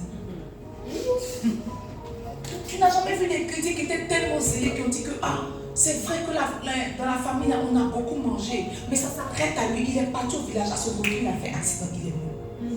Oui. C'est pas dans la tchatchi. Dieu dit à Moïse que moi, mon ange va partir avec toi. Mais tu vois, si tu écoutes sa voix, si tu fais ce qu'il te dit, tu vois, je serai l'ennemi de tes ennemis, l'adversaire de tes adversaires. Et puis il a commencé à citer, n'est-ce pas? Il a commencé à citer, donne-moi. Tu peux aller par la suite, verset 23. D'accord. Il dit, mon ange marchera devant toi et te conduira chez les Amoréens. Donc, tu vois, c'est l'ange qui prend ta main, qui te prend pour aller dans la maison de ton père. Toi, tu dis que non. Toi, tu es dans la maison de ton père. L'ange n'a qu'à te suivre là-bas. Il marchera devant toi, te conduira chez les Amoréens, les Étiens, les Phérésiens, les Cananéens, les Éviens et les Jébusiens, et je les exterminerai. Avant, ma maman refusait, quand on était enfant, on était jeune, ma maman refusait qu'on parte dans la cour familiale de mon grand-père. On fait qu'on le dit catégorique, elle refusait. Et puis après, quand on a grandi, je lui demandais, mais pourquoi je ne nous laissais pas aller voir nos grands-parents, comme ça. Elle dit que Dieu lui a dit que c'était pas la bonne saison. C'était pas la bonne saison. Donc on n'est pas parti jusqu'à ce que peut-être moi je me marie. Et puis peut-être après quand je suis devenue un peu plus indépendante spirituellement, et puis j'ai commencé à renouer les liens avec les gens de la maison de ma mère. Sinon là, maman nous avait caché, nous barricadé du feu de l'agneau. Parce que tu vois, quand Dieu t'a pas envoyé, que tu t'envoies, tu vas échouer. Et tu vas échouer lamentablement. Satan va te croquer comme on croque un biscuit. Parce que pour toi, dans ton esprit là, le combat spirituel c'est là. Le combat spirituel c'est pas le feu. Parce que depuis tu envoies le feu dans le camp de tes ennemis, tes ennemis sont toujours vivants. Depuis toi tu envoies le feu contre la sirène des eaux là, elle est assise dans ta vie. Depuis tu envoies le feu contre la pauvreté, contre les hôtels de famille là. Est-ce que les hôtels sont cassés? Au contraire, quand tu vois le feu, l'hôtel là se lève. Quand tu vois le feu, l'hôtel se recharge. Parce que tu vois, on ne combat pas par le feu, on combat par instruction. Ce que je suis en train de te dire, c'est que le rôle de Michael, c'est vrai que c'est un guerrier, mais ce n'est pas un guerrier fou. Il ne combat pas tous tes combats comme si dans la photo on t'a agressé, allez Michael à l'attaque. Tu t'es levé, tu as fait un songe, un poisson t'a avalé, allez Michael à l'attaque. C'est pas comme ça. Il y a une instruction. Qu'on te donne. Et puis à partir de l'instruction-là, l'ange se déploie, il fait tout le travail. Mes amis, j'étais en train de réfléchir tout à l'heure. Vous êtes sûr qu'une pierre peut faire tomber, une pierre normale, peut faire tomber Goliath jusqu'à le tuer. Une pierre normale. La Bible dit que pendant 40 jours et 40 nuits, Goliath était en train de traumatiser l'armée d'Israël. Avec sa tête Saül. Toute une armée, c'est comme si Goliath prend l'armée de Côte d'Ivoire et puis dit que venez. Et puis l'armée est là-bas, l'armée ne vient pas. Ils ont tellement duré sur le champ de bataille que papa de David a donné rire à David pour dire qu'il faut donner pas des frères. Ils ont tellement duré 40 jours, 40 nuits. David arrive, il ne comprend pas. Il dit, mais qu'est-ce qui se passe? On dit que non, il y a un gars là-bas, Goliath, il est en train d'insulter. David dit que comment il peut insulter l'armée du Dieu vivant? Comment? C'est comme si les gars étaient là, mais ils ne se rendaient pas compte qu'il y a des anges qui sont relâchés quand il s'agit de combat. Mais ils étaient là, ça t'avait dit que on va donner quoi à celui qui va avec Goliath? On va lui donner la fille du roi, on va lui donner des terres, sa famille sera exemptée d'impôts en Israël. Tout. Il dit d'accord, moi je vais partir combattre Goliath. En même temps, son frère s'élève pour dire que non, toi tu veux te faire voir. Mon ami, moi je ne veux pas me faire voir. Toi tu es le soldat. Pourquoi depuis Goliath est encore en vie? La Bible dit qu'il se détourna. Alors qu'il veut aller sur le champ de bataille. Goliath veut l'équiper. Mais tonton, si tu as l'équipement, il ne faut pas dire. Il dit non mon roi, je ne suis pas à l'aise. Laisse-moi aller. Que tu vois, ton serviteur faisait paître. Le troupeau de son père. Et quand un ours venait, ou bien un lion venait prendre sa brebis, je courais après lui, je lui arrachais la brebis et je le tuais. Maintenant, il dit, tu vois, il ne parle pas de ses compétences. Il dit, le Dieu qui était avec moi là-bas, c'est le même Dieu qui sera avec moi ici. En d'autres termes, l'ange de l'Éternel qui me faisait vaincre les ours et les lions, c'est le même ange qui va combattre.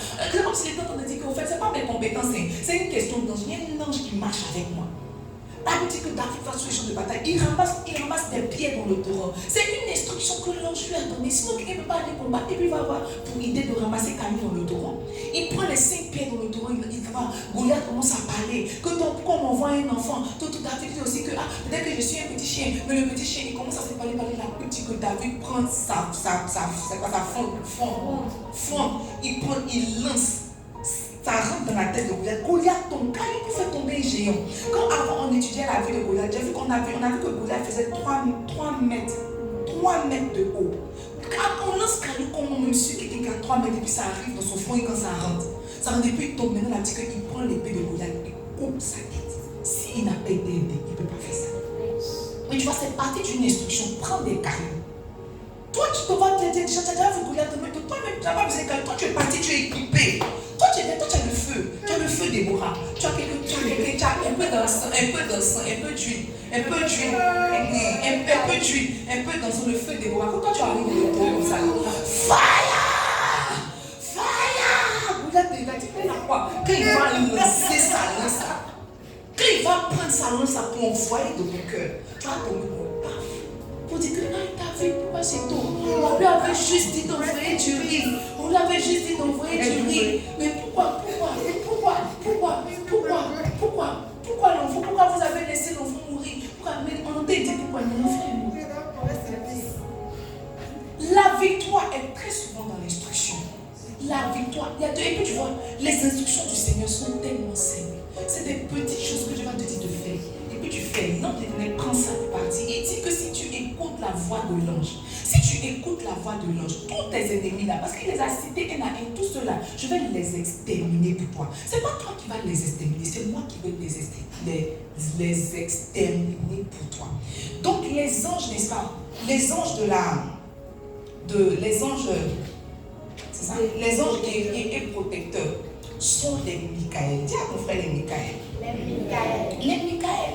Ah, on dit qui est l'Éternel? L'Éternel fort et puissant. C'est pas, en fait, un roi est puissant par la force de son armée. Quand on veut faire coup d'État, c'est quoi? C'est l'armée. Tant que l'armée avec on pas fait coup d'État, mais si le général même s'est levé, le chef d'État-major s'est levé, toi tu ne peux pas rester. Minimum, c'est une clôture que tu as sauté. Mais tu vois, si l'armée est avec toi, on l'appelle l'Éternel des armées. Ça veut dire qu'il a une armée à son actif. Il a une armée active puissante dans les combats. Ils sont forts, ils n'ont jamais perdu de bataille. La Bible dit que David, j'ai lu, quand j'ai étudié la vie de David, et pour la Bible, il y a une phrase que je ne vais jamais oublier, que j'avais lue, je ne me rappelle pas. C'est vers la fin de la vie de David. Parce que David aussi, c'est un peu dans Samuel, c'est un peu dans Chronique, tu ne sais plus, un peu dans Roi aussi. C'est compliqué. La Bible dit que David n'a perdu aucune de ses batailles. Donc dans son vivant jusqu'à sa mort, il n'a perdu aucune de ses batailles. C'est quoi qui peut faire qu'un homme ne va pas perdre de bataille? C'est qu'il y a un ange qui marche avec lui. Quand il envoyait là, ça dégainait.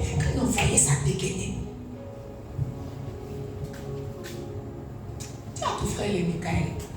Donc tu vois, quand tu es dans une position de combat et que tu es en train de prier, c'est pas Gabriel que au fait ta prière est en train d'exciter, c'est Michaël.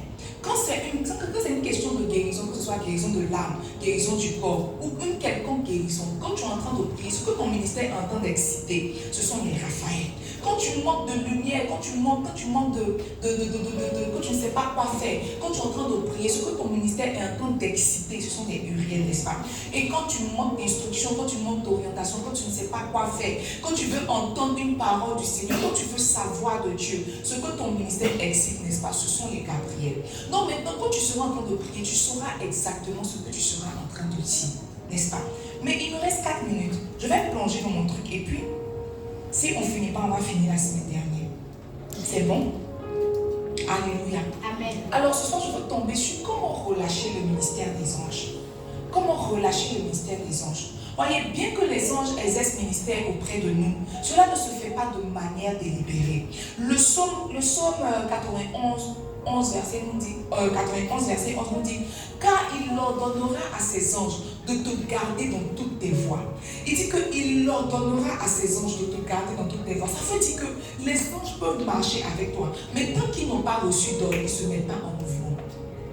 Tu peux marcher avec les anges, ils peuvent être avec toi, mais c'est Dieu qui leur donne l'ordre de commencer à te garder. Donc ils peuvent être là, tant qu'ils n'ont pas reçu d'ordre, ils ne commencent pas à se mettre en mouvement. Il leur donnera à ses anges de te garder dans toutes tes voies. Ce qui veut dire que il y a des choses, n'est-ce pas, qui font que les anges commencent à se mettre en activité, les anges commencent à se mettre en mouvement. Souvenons-nous de Pierre, lorsque Judas avait vendu Jésus pour 30 pièces d'argent et que l'armée est venue arrêter Jésus. Il y avait un gars qui s'appelait Malchus, n'est-ce pas? C'est lui qui est venu arrêter Jésus. La Bible dit que quand il a attrapé Jésus, Pierre a dégainé son épée, a dégainé son couteau. Il a coupé l'oreille de Malchus. Et puis Jésus lui a donné une phrase. Dans Matthieu 26, 53 à 54, c'est très important. Sinon, j'ai pris plaisir à dire ça aujourd'hui. Jésus dit à Pierre, il dit, penses-tu que je ne puisse pas invoquer mon Père, qui me donnerait à l'instant plus de 12 légions d'anges? Comment donc s'accompliraient les Écritures d'après lesquelles il doit en être ainsi?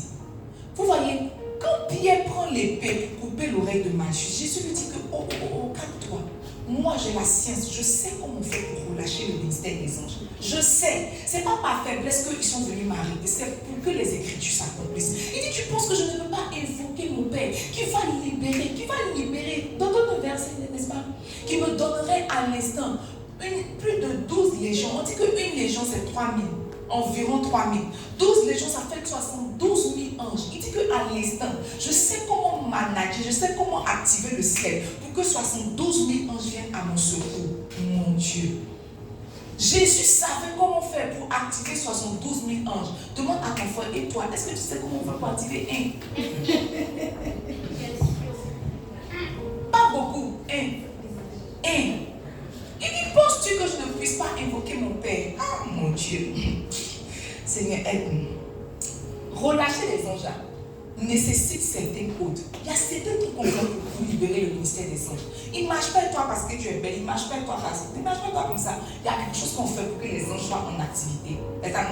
La première chose, en 1 minute, puisqu'il me reste 1 minute, après on va terminer. La première chose, c'est l'hospitalité prophétique. Dis à ton frère l'hospitalité prophétique. L'hospitalité prophétique. Hébreux 13, verset 2. Il dit, n'oubliez pas l'hospitalité, car en les laissant, quelques-uns ont logé des anges sans le savoir.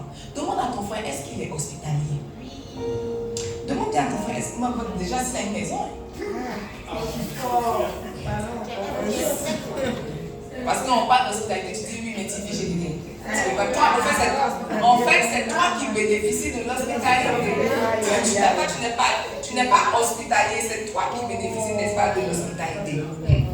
Maintenant, Google dit que l'hospitalité, c'est le fait d'être cordial dans sa façon d'accueillir.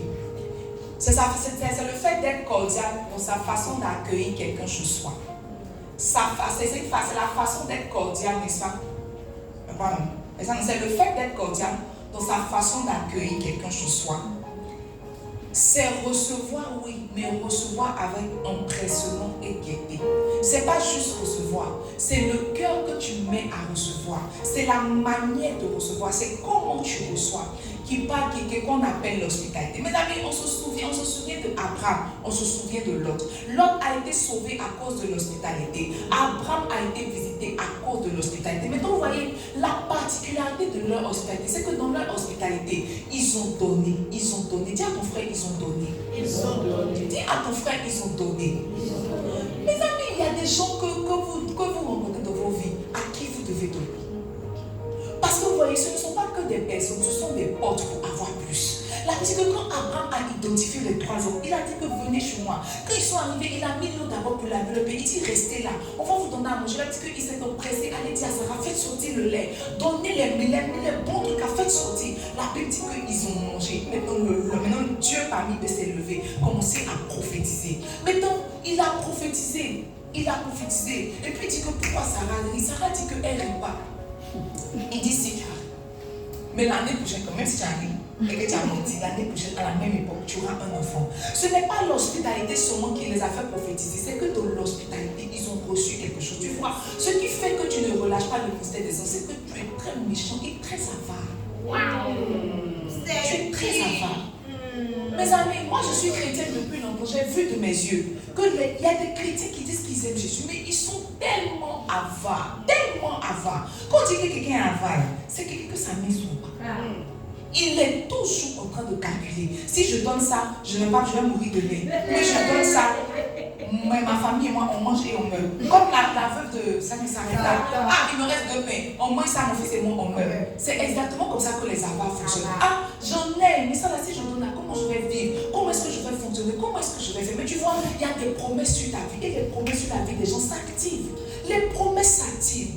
les promesses de Dieu s'activent. Il ne faut pas penser que Dieu t'a donné une promesse une fois dans une année là-bas, tu es tombé quelque part là-bas et puis en même temps la promesse marche, elle court. Toi, ta promesse n'est pas encore levée même, elle est encore dans ton corps.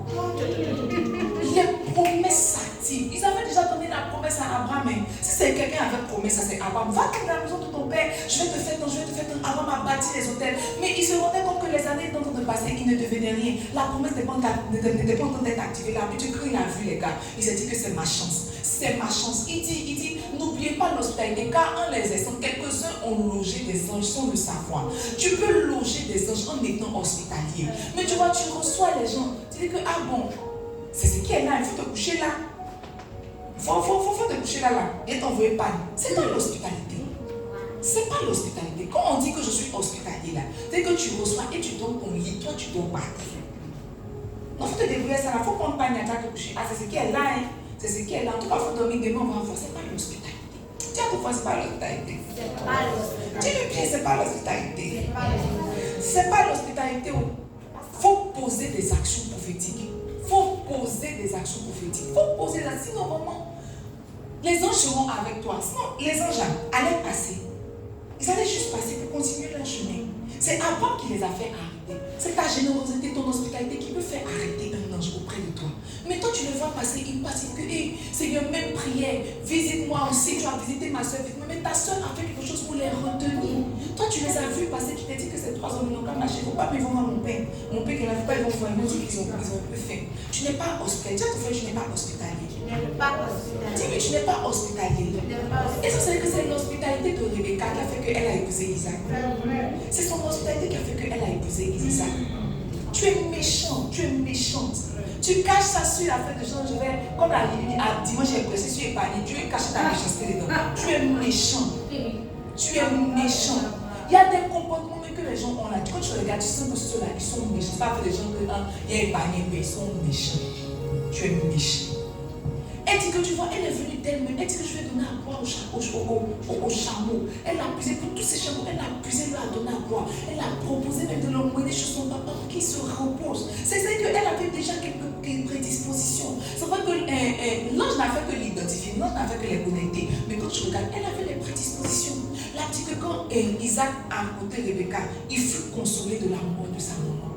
Ça veut dire qu'il y avait quelque chose en elle qui était bon. Donc elle était une femme hospitalière. Mais toi, tu n'es pas, tu es un peu méchant. Ton frère, tu es méchant. Tu es méchant. Tu es méchant. Abraham lui a donné à manger. L'autre les a reçus. La femme Sunamite, elle a bâti une maison pour que l'homme de Dieu vienne dormir. C'est-à-dire qu'à l'homme de Dieu, il se promène beaucoup ici à Zarepta. Il n'a qu'à trouver un logement. C'est comme de Dieu ça. Dieu t'envoie, il n'a qu'à pouvoir tes besoins. Il tourne dans ses rapports, il ne sait pas ce qu'il fait. La vie dit qu'elle a dit à son mari que l'homme de Dieu là, il vient beaucoup à Zarepta. Et si on lui bâtissait une chambre, comme ça quand il vient à Zarepta, il va dormir. C'est un cœur hospitalier qui fait ça. Toi, tu n'as pas ce genre de cœur là. Tu n'as pas ça, mais toujours Seigneur. Quand est-ce que tu me visiter là? Je vais bâtir un hôtel. Tu n'as pas aucun hôtel. La deuxième chose, pour relâcher le mystère des anges, c'est la libéralité. Tiens, tu fais la libéralité. Dis-lui bien la libéralité. Acte 10, verset 1 à 4. Bon, on va faire ces 2 points, puis c'est bon. Parce qu'il s'est fait là. Acte 10, verset 1 à 4. Là, dit qu'il y avait à Césarée un homme nommé Corneille, centenier dans la cohorte dite italienne. Cet homme était pieux et craignait Dieu avec toute sa maison. Il faisait beaucoup d'aumônes au peuple et priait Dieu continuellement. Vers la 9e heure du jour, il vit clairement une vision. Il vit clairement dans une vision un ange de Dieu qui entra chez lui et qui lui dit: Corneille. Les regards fixés sur lui et saisi d'effroi, il répondit: Qu'est-ce, Seigneur? Et l'ange lui dit: Tes prières et tes aumônes sont montées devant Dieu. Et il s'en est souvenu. Il s'en est souvenu. Tes prières et tes aumônes sont montées devant Dieu. Il s'en est souvenu. Toi, tout ce qui monte devant Dieu, c'est tes prières. Il dit: Tes prières et tes aumônes sont montées devant Dieu. Sont montés devant Dieu et il s'est souvenu, il est venu te donner comme une sorte de récompense. Ça veut dire que chaque fois que nous sommes en train de prier, chaque fois que nous sommes en train de semer, il y a un certain bocal que nous sommes en train de remplir. Tôt ou tard, le bocal va se remplir et ça va se déverser sur nous. Il dit que tes prières ont été entendues, tes offrandes aussi sont montées. Maintenant, c'est l'heure de ta visitation. Là, il dit qu'il a vu l'ange clairement. Jusqu'à lui, il s'est demandé: c'est toi, Seigneur. C'est toi, Seigneur. Tu n'es pas libéral. Tu n'es pas, en plus de ne pas être hospitalier, tu n'es pas libéral. Toi, si tu cumules deux péchés, tu es méchant, ta main sauvera et on n'arrive pas chez toi aussi. On n'arrive pas chez toi. On ne vient pas chez toi, ta main sauvera. Tu n'es pas libéral, tu ne fais pas d'aumône. Ta main est dure. Donnons aux orphelins. Moi-même, je suis orphelin. Faisons ton toi-même, tu as toujours quelque chose à dire. Je suis en train de faire un truc, quand ça va prendre les orphelins vont sentir, les orphelins vont me sentir. Donne-toi le temps que ton projet marche à les orphelins ne vont pas manger. Tu n'es pas libéral. Dis à ton frère, tu n'es pas libéral. Tu n'es pas libéral. Vous voyez, c'est parce que Corneille avait l'habitude. C'était une culture pour lui. Il faisait. Il faisait sans rien attendre en retour. Il ne faisait que faire. Il ne savait pas que ça allait susciter la visitation. Il ne faisait que faire. C'est vrai qu'on a dit que ton offrande doit avoir une mission, mes amis. Il y a des choses qu'on donne à Dieu parce qu'on l'aime. Juste parce qu'on l'aime. C'est pas toujours que j'envoie mon offrande en mission. J'envoie, c'est quoi? Souvent aussi, il faut donner par amour. Seigneur, je te donne juste parce que je t'aime. Je ne veux rien prendre de toi. Ce n'est pas une onction que je veux prendre. Ce n'est pas un parfum que je veux prendre. Je veux juste te donner pour t'exprimer mon amour. Juste ça. Il y a des choses qu'on donne à nos enfants. Ce n'est pas parce qu'ils travaillent, ce n'est pas parce qu'ils sont pauvres. On leur donne juste parce que ce sont nos enfants. Juste parce que ce sont nos enfants. Juste ça, juste ça. Tu n'es pas libéral. Ta main saute pas. Tu es tout le temps. Tu es compliqué. Et puis ce n'est pas une culture pour toi. Ce n'est pas habituel pour toi. Toi, c'est une fois en passant. De temps en temps, tu fais des sacrifices. De temps en temps, tu fais un peu de monde. Si vers janvier, tu as fait au monde. Vers juin, tu fais au monde. Maintenant, vers décembre, comme c'est la fin d'année, pour acheter un peu ta vie, c'est la fin d'année. Tu as fait une petite au monde. Tu as dit que, aïe Seigneur, merci pour toutes les mondes que nous avons fait en 2025. Tu n'es pas dedans. Il faisait ça continuellement. Non, j'ai bien dit que tes prières et tes aumônes, ça veut dire que c'était arrivé à un point où même le ciel a été ébranlé. Alors, un ange a été relâché vers lui. Mon pasteur dit, quand Dieu aime quelqu'un, il lui donne sa présence. Maintenant, la présence de Dieu, c'est pour ça un ange qui est même particulier pour marcher avec toi. Il y a des anges que Dieu a donnés aux gens pour juste marcher, pour juste être avec eux. Ce n'est pas affaire de ange de guérison, ce n'est pas affaire de ange de temps, c'est juste l'ange de sa présence, c'est juste ça. Vous voyez, il y a des anges qui sont venus pour dire que je suis moi, je me tiens dans la présence, n'est-ce pas? Il y a des anges qu'on appelle les anges de la présence de Dieu. Quand Dieu aime quelqu'un, il lui donne un ange de sa présence, juste ça. Il n'est pas là pour guérir, il n'est pas là pour soigner, il n'est pas là, il n'a pas une mission spécifique. C'est juste un ange de sa présence. Juste un ange de sa présence. L'ange est venu dire à Corneille, je suis là. Et l'ange a été relâché aussi chez Pierre, n'est-ce pas? Pierre a reçu l'habitation, l'ange a reçu l'habitation à cause des aumônes et des prières de Corneille. Corneille a été visité, sa famille a été visitée et même toute la ville Jobbé a été gagnée. Il y a des libéralités que tu devrais faire pour gagner toute ta famille. Tu penses que c'est toujours d'envoyer le feu pour gagner sa famille? J'arrache ma famille du feu, j'arrache ma famille du froid, j'arrache ma famille de l'hôtel. Souvent, là, il faut juste un peu d'aumône, un peu de prière, ta famille va respirer. Tu les as trop arrachés, il faut juste donner. Dis à ton frère, il faut juste donner. Dis-lui, il faut juste donner. La dernière fois que tu as donné sans rien attendre en retour, c'était quand? La dernière fois que tu as juste donné à Dieu, juste pour l'aimer, c'était quand? Si tu n'as pas ce genre de, là, c'est du business que tu fais. C'est juste du business. Bon, on n'a pas fini, puisqu'on est là. Ou bien, mais vous ne lâchez pas, ou bien, on peut laisser, mais on peut finir aussi. Parce que le ministère des gens, c'est beaucoup, il y a beaucoup de choses à dire. Au lieu de venir, pas pour manger, dire, vous venez manger, je ne mange pas manger pour chier. 3. Les prophéties. Quand quelqu'un veut bénéficier de l'assistance angélique, il s'expose aux prophéties et aux paroles de connaissance. Tu vois, on dit il y a un programme à Golgotha, tu ne vas pas. Il y a un programme à Nazareth, tu ne vas pas. Il y a un programme en Samarie, tu ne vas pas. Toi, ta relation, c'est toi et puis Dieu dans votre même maison. C'est pour ça que ta vie n'avance pas. Tu n'es pas prêt à payer le prix pour aller entendre une parole de la bouche de Dieu, une prophétie. Parce que tu vois, toutes les fois qu'une parole est relâchée, elle dit que la parole de Dieu fait quoi? Ok. La prophétie où elle marche vers son thème, n'est-ce pas? Prophétie ne marche pas, c'est un ange qui marche à ce que la prophétie s'accomplisse. Mais tu n'es pas dans les endroits où on peut prophétiser sur toi. Tu n'es pas dans les endroits où on peut parler sur ta vie. Toujours tu es dans les lamentations de Jérémie. Toujours tu es dans les lamentations de Jérémie. Tu es lamenté sur ta vie, sur ton avenir, sur ton existence, sur ton passé, sur ton lendemain, sur tes enfants qui ne sont pas encore nés, sur ton mari qui n'est pas encore arrivé. Et même si ton mari qui est là, tu ne fais que te lamenter. Mais tu vois, il y a des endroits où on s'en va et puis on prophétise sur nous. Une fois que la parole est relâchée, elle court, n'est-ce pas? Elle court vers son effet, elle court vers son accomplissement. Quand on dit elle, vous savez qu'il y a un ange qui est chargé, de veiller à ce que ça s'accomplisse. Si on a dit, tu es allé dans le monde, on a dit que toi, tu es puissant serviteur de Dieu, toi, tu es puissant serviteur de Dieu, tu vas impacter les nations. Quand la parole a été sortie comme ça là, il y a un ange qui marche avec toi pour s'assurer que ça s'accomplisse. La dernière fois, je t'entends de prier, puis, parce qu'on a eu la saison du batteur Otniel qui battait je ne sais quelle batterie. Et puis arrivé un moment, lui m'a dit qu'il était obligé de chercher un batteur. Et puis il dit que quand il a écrit le groupe des batteurs, Israël lui a écrit, il dit que mais moi je ne savais pas que je cherchais batteur, que je suis là, que je ne suis pas partie. Et puis il est revenu. Donc la dernière fois je t'ai prié Dieu, je disais merci à Dieu. Et puis Dieu m'a rappelé que le premier jour où Israël est venu ici, j'ai prié pour lui. J'ai prié pour lui ici. Et puis je lui ai dit qu'il a servi Jésus et moi. Et puis quand je crois que Dieu m'a dit que quand tu as prié pour lui, il y a un ange de toi qui est quitté pour la gloire. Il ne va pas te quitter. Et puis il dit que mais attends, j'ai ça, j'avais oublié. Mais c'était qui? Oh, je ne me rappelle même pas son visage.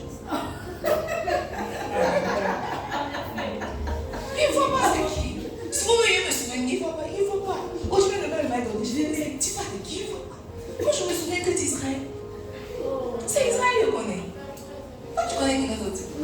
C'est Israël, je connais. Je me suis rappelé. Ça veut dire que tu vois toutes les fois une parole. C'est pas le prophète, c'est pas la parole. Il y a un ange qui prend la parole et qui est garant de ce que la parole s'accomplit. C'est pour ça qu'on va exciter les bénédictions des bouches des pères. C'est pas que la parole, il y a un ange qui veille à ce que tu vois. Et Isaac, il a béni Jacob. Jacob était parti avec la bénédiction. Et puis Esaïe a dit qu'il faut dire quelque chose au moins sur moi. Mais la petite parole qu'il a dit, ce n'était pas la principale bénédiction. Mais quand Jacob est revenu retrouver Esaïe là, Esaïe dit qu'il faut, je ne suis pas dans le monde. Il ne faut pas t'inquiéter. Non, mais je ne suis pas dans le monde. Tu m'as laissé te partir chez la bonne. Mais non, mais je ne suis pas dans le monde. J'ai des serviteurs. J'ai des temps. Moi aussi, je suis riche. Je dis que le Seigneur m'a mis au large aussi. Moi aussi, je suis riche. Oublions nos péchés. C'est si Esaïe était pauvre qu'il allait attendre Jacob comme ça, avec les armes. Mais tu vois, j'ai réussi. Toi aussi, tu as réussi d'une certaine manière. Quand on se rencontre là, on nous a dit, c'est la bénédiction, je voulais. Moi, c'est la bénédiction, je voulais. Quand tu vois la bénédiction comme ça, je n'ai pas de problème. La cette bénédiction, Dieu s'est assuré. Regardez, ils ont dit de qui Caïn, qu'il va partir, il ne va pas mourir, que celui qui tue Caïn a tué cette personne, c'est pas ça. C'est comme s'il y a un ange qui était garant de la vie de Caïn.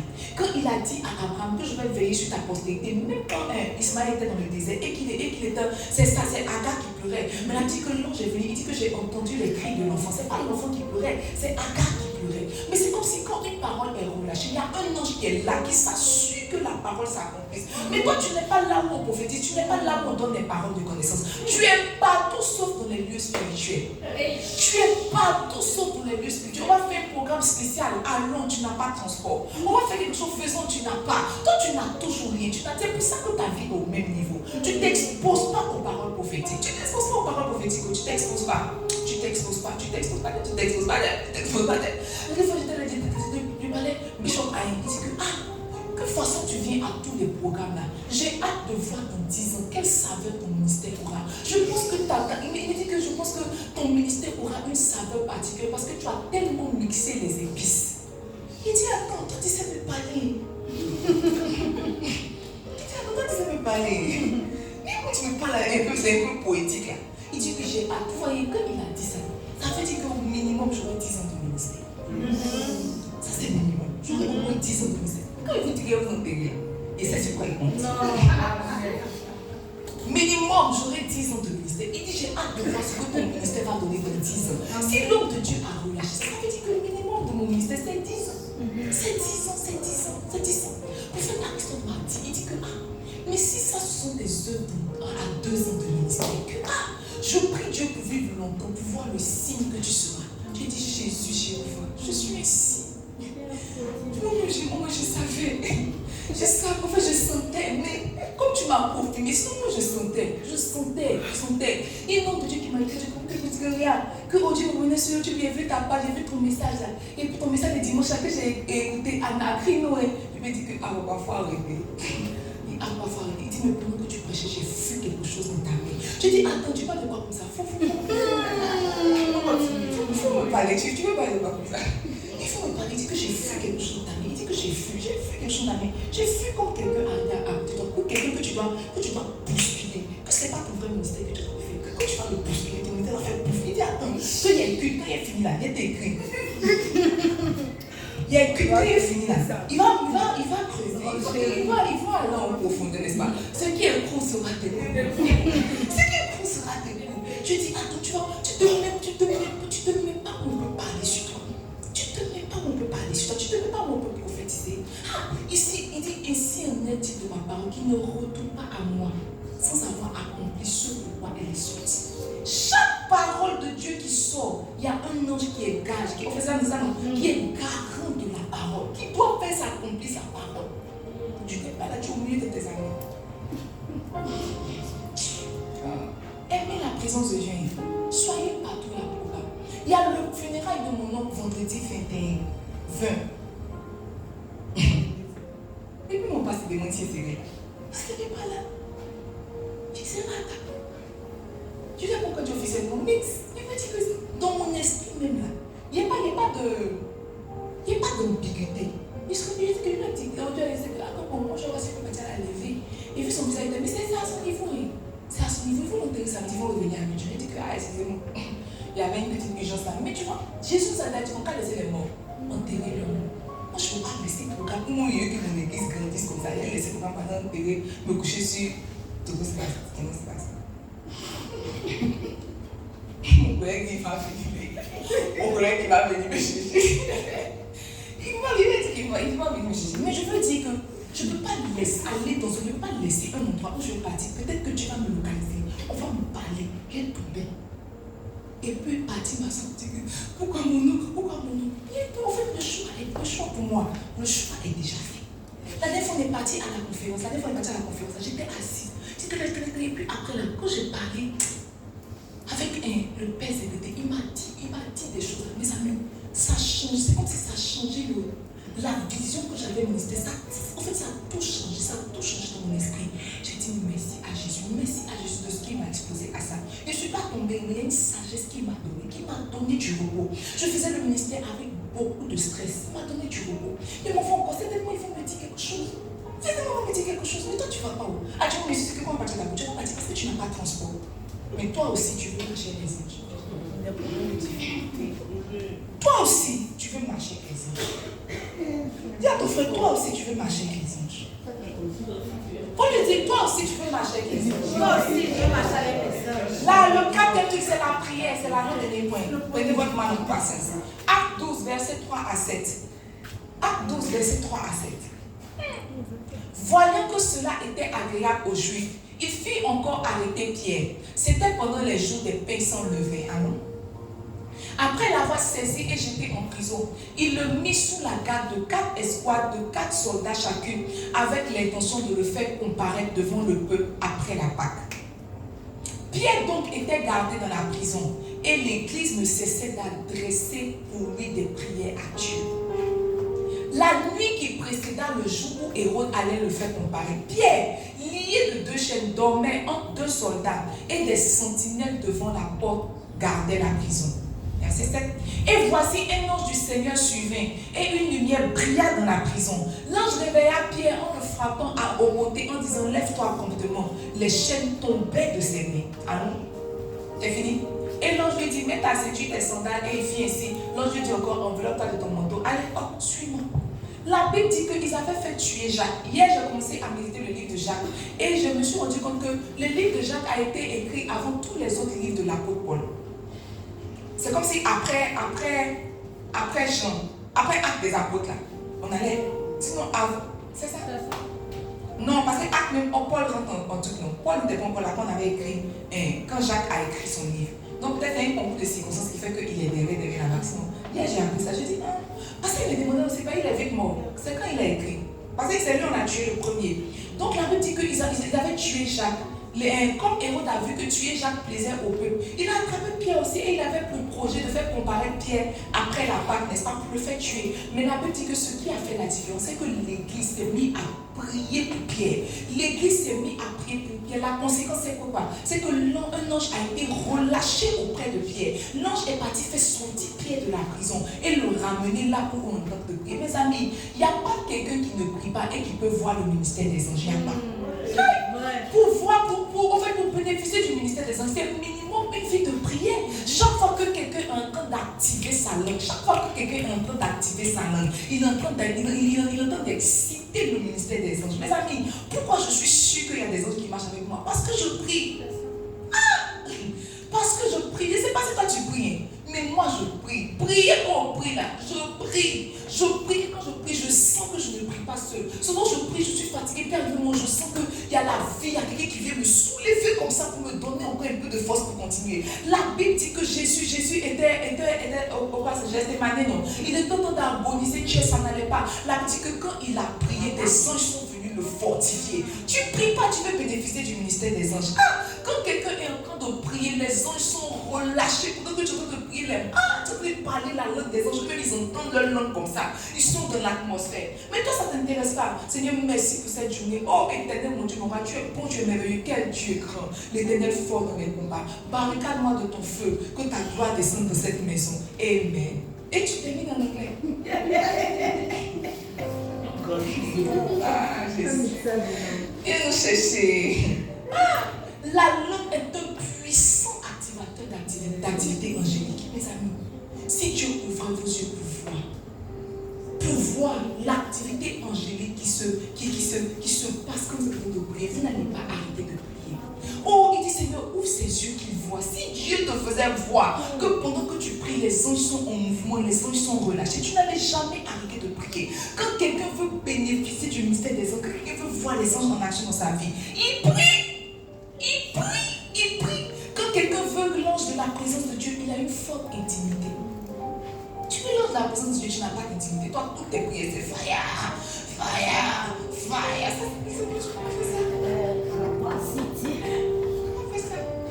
C'est dans quelle intimité? C'est dans quelle intimité on se brûle? C'est dans quelle intimité on se brûle? Tu vois, fire, c'est pas pour l'intimité. Beaucoup de personnes veulent l'ange de la présence de Dieu. Ils sont toujours dans les prières de combat. Toujours dans les prières de combat. Toujours dans les prières de combat. Une fois, quand on priait ici, puis j'ai demandé à Jésus, Seigneur, on a demandé, elle s'est pas priée tout seul. C'était juste une question qui est demandée à Dieu. Et puis les temps qu'on se vit, maintenant qu'elle prie, elle se met à prier. Elle dit, non, Seigneur, je voulais être sûre de quelque chose. Quelqu'un va prendre toute son énergie. On va commencer à veiller minuit jusqu'à 4 heures. Je dis, mais Seigneur, la fille, elle a quoi? Elle a beaucoup d'énergie. Si elle n'a pas une énergie, il ne peut pas. C'est quoi?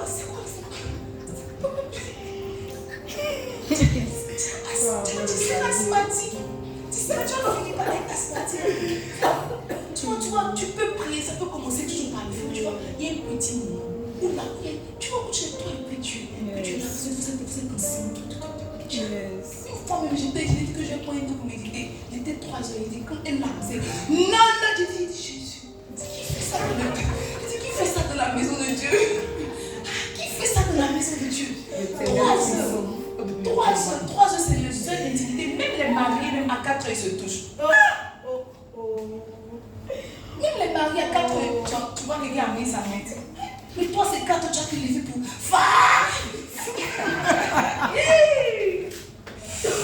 Seigneur, aide ton peuple.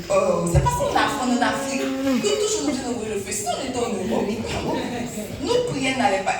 Si on était en Europe, nos prières n'allaient pas être pareilles.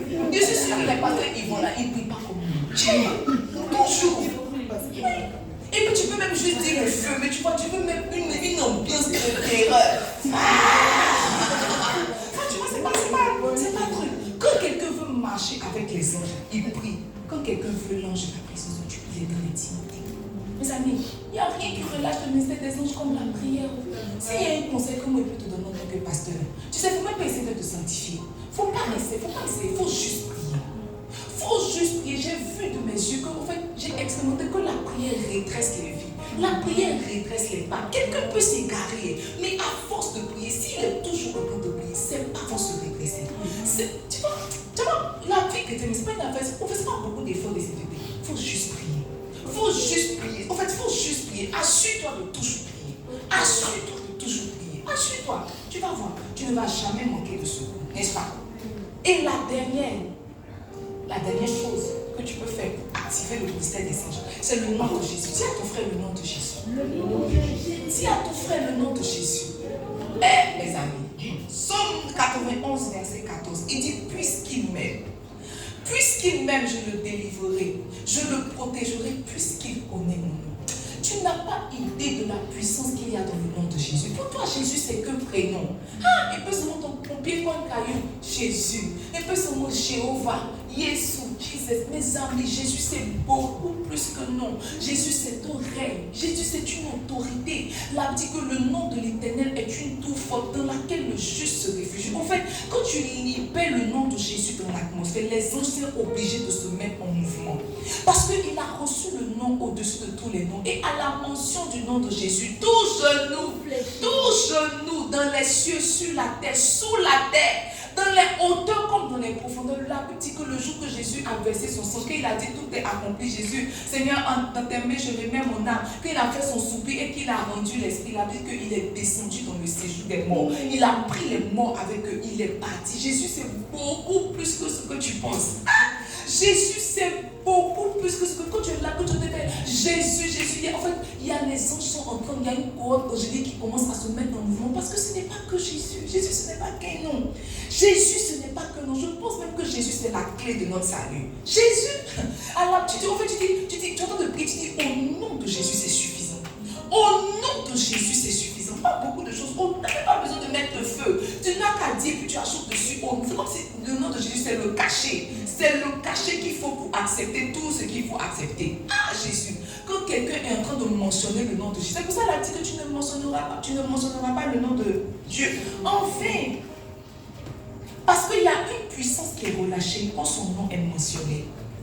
Il y a une puissance qui est relâchée. Et la puissance, c'est le ministère des anges. Les anges sont en mouvement, les anges sont en activité. Quand tu es en train de faire Jésus, quand tu es en train de chanter Jésus, quand tu es en train d'adorer Jésus, même quand tu es en train de prier, tu fais Jésus. Jésus a dit que quiconque invoquera le nom du Seigneur. Donne-moi Romains 10, non? Romains 10, 11. Il dit quiconque invoquera le nom du Seigneur. Il y a des païens qui nous ont rendu témoignage qu'ils étaient en train de mourir, ils ont fait accident, puis ils ont crié Jésus, ils ont été libérés. C'est pas ça. C'est pas ça. Il dit quiconque, c'est pas un chrétien, c'est pas quelqu'un qui aime Jésus. Non, la Bible dit quiconque. Tu peux me donner Romains 10, 13. Quiconque invoque le nom du Seigneur, à partir du moment où tu peux invoquer le nom de Jésus, tu bénéficies d'un secours, tu bénéficies d'une assistance angélique. Quiconque invoquera le nom du Seigneur sera sauvé. Quiconque. Tu peux être dans le péril, tu peux être dans un état bizarre, tu peux être dans une position bizarre, tu peux être, peut-être même tu es dans le péché, tu es dans une situation dans laquelle tu ne devais pas être, mais à partir du moment où tu dis le nom de Jésus, il y a un ange qui est libéré pour venir à ton secours. Jésus, c'est beaucoup plus que non, beaucoup plus que non. J'en ai tellement entendu des témoignages qui disaient que je dormais, j'étais couché, on venait m'attaquer, quand j'ai crié Jésus, ils se sont dispersés. Mes amis, c'est pas que le nom, il y a une puissance qui est rattachée à ce nom. Quand tu dis Jésus, l'ange apparaît, il commence à disperser tes ennemis. Mais toi, ça ne t'intéresse pas. Elle peut tomber comme caillou Jésus. L'ange met ses ennemis. Ah, il frappe le caillou, il frappe. Mes amis, le nom de Jésus, puissant. Si tu veux bénéficier du ministère des anges, n'est-ce pas? Il y a le nom de Jésus, la prière, la libéralité, l'hospitalité. Il faut t'exposer aux prophéties, n'est-ce pas? Il faut t'exposer à ce qu'on parle sur ta vie. On n'a qu'à dire quelque chose sur ta vie, une chose sur ta vie, que l'ange va prendre te courir avec. Alors, excusez-moi pour le temps, mais au moins, je vous ai donné un peu de connaissance, n'est-ce pas, ce soir. La semaine prochaine, n'est-ce pas? Nous allons, parce qu'il y a un petit thème la semaine prochaine, il ne faut pas laisser ça là, que ça nous suive. La semaine prochaine, on va bien faire le mystère des anges. Donc je prie que tu prennes cette connaissance-là, et que cette connaissance-là t'oriente dans ta marche même avec Jésus, mais dans ta vie de prière aussi. Chaque fois que tu sens en train de prier pour tel ou tel cas, tu sais plus ou moins quelle catégorie l'ange t'est relâché. Et chaque fois que tu voudras bénéficier du mystère des anges, tu sais plus ou moins ce que tu dois faire. Est-ce que ce soir tu peux rendre grâce à Jésus, n'est-ce pas, pour ce que tu as reçu comme connaissance? Rendre grâce à Jésus pour ce que tu as reçu comme connaissance. Seigneur, merci pour le mystère des anges.